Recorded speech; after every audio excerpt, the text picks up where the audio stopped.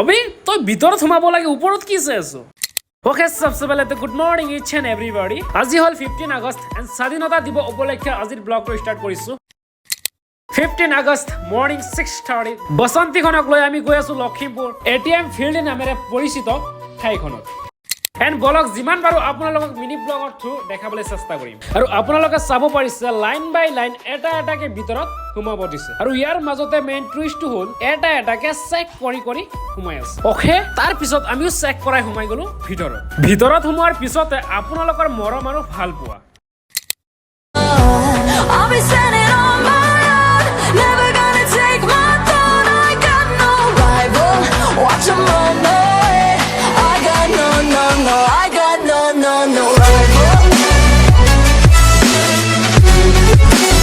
আপোনালোকে ইমান মৰম আৰু ভাল পোৱা দি আছে এণ্ড সকলোকে থেংক ইউ সো মাচ আৰু ইয়াৰ মাজতে কিছুমান মানুহে মোক বেয়া পায় ছাবৰি বুলি কয় আই ডোন্ট নো মই তেওঁলোকক কি কৰিছো বাট একো নাই